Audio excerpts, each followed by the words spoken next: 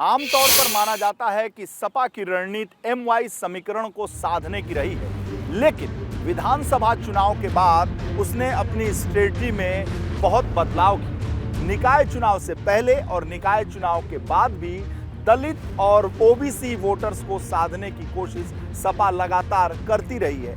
ये बात अलग है कि निकाय चुनाव में उसे बहुत ज्यादा इसका फायदा नहीं मिला, लेकिन MLC चुनाव में एक दलित और एक OBC प्रत्याशी को उतारकर समाजवादी पार्टी ने एक बार फिर इस वोट बैंक पर अपनी दावेदारी ठोकी है। लेकिन सवाल ये है कि क्या अखिलेश यादव 2024 के लोकसभा चुनाव में इस अपनी स्ट्रेटजी पर बने रहेंगे या इसमें और कुछ बदलाव कर देंगे?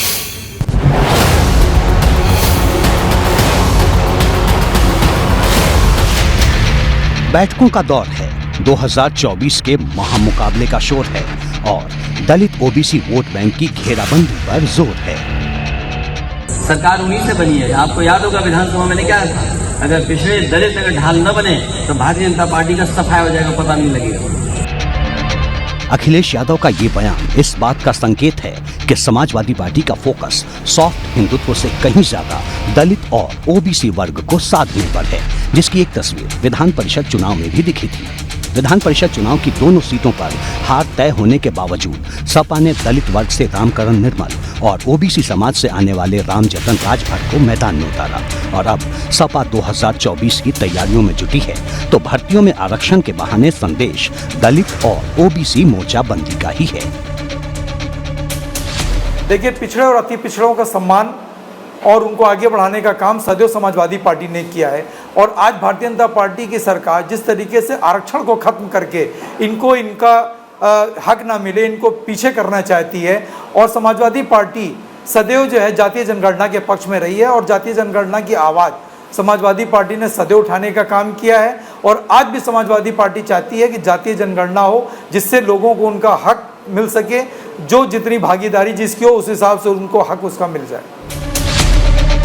उत्तर प्रदेश सेवा चयन बोर्ड के तहत निकली ग्राम पंचायत अधिकारी के 1468 पदों पर भर्ती का मुद्दा हो या फिर शिक्षक भर्ती प्रक्रिया में OBC वर्ग के लिए आरक्षित पदों की संख्या, समाजवादी पार्टी लगातार योगी सरकार पर चुभने वाले सवाल दाग रही है।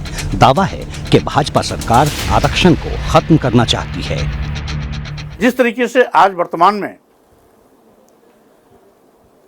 अनुसूचित जाति, अनुसूचित जनजाति, पिछड़े वर्गों का आरक्षण खत्म हो रहा है, यहां तक कि चंद मुट्ठी भर लोगों को 90% थाली परोसी जा रही है। 90% लोगों को एक ही रोटी में टुकड़े टुकड़े बांट करके उनको भूखे रखा जा रहा है। संवैधानिक मान्यताएं खत्म हो रही हैं, संविधान की सोच का कत्लेआम हो रहा है। लंबे अरसे से जातिवार जनगणना की मांग चल रही है। ऐसे गंभीर समस्याएं हैं जिनको लेकर के हम जाएंगे। सपा की दलित और OBC वर्ग पर मोर्चाबंदी की कवायद सिर्फ भर्तियों में आरक्षण तक ही सीमित नहीं है। जैसे जैसे वक्त का पहिया 2024 की ओर घूम रहा है, सपा जातीय जनगणना का मुद्दा बुलंद कर रही है।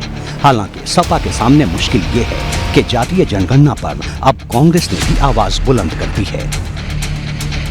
देखिए, जातीय जनगणना एक बड़ा विषय है और कांग्रेस पार्टी ने जातीय जनगणना 2011 में कराई थी। चूंकि 2014 में जब उसे प्रकाशित करना था तो उस समय कांग्रेस पार्टी की सरकार चली गई और पहले बार अगर कोई इस मुद्दे को उठाया था तो आदरणीय राहुल गांधी जी ने उठाया था। अभी जब अमेरिका के पटल पर आदरणीय राहुल गांधी जी बोल रहे थे तो उन्होंने क्या कहा एक पत्रकार के सवाल के जवाब में कि देश में, भारत में अल्पसंख्यक की आज स्थिति और हालत ठीक नहीं है। साफ है कि यूपी की सियासत जातीय भावनाओं पर सवार है। खासकर सपा और कांग्रेस की कोशिश जातीय जनगणना के बहाने नए समीकरण तैयार करने की है, जिस पर भाजपा ने चुभने वाला तंज कसा है। वो कभी जाति को आधार मान कर वोट मांगने लगते हैं, कभी क्षेत्र को आधार मान के वोट मांगने लगते हैं। इसीलिए वो हारते हैं और इसी आधार को जब तक नहीं त्यागेंगे, राष्ट्र के निर्माण के लिए वोट नहीं मांगेंगे, तब तक वो हारते रहेंगे। अब भी हारेंगे। जाहिर है कि उत्तर प्रदेश की 80 लोकसभा सीटों की सत्ता वाली लड़ाई में जातीय समीकरण कहीं ज्यादा अहम हो चले हैं।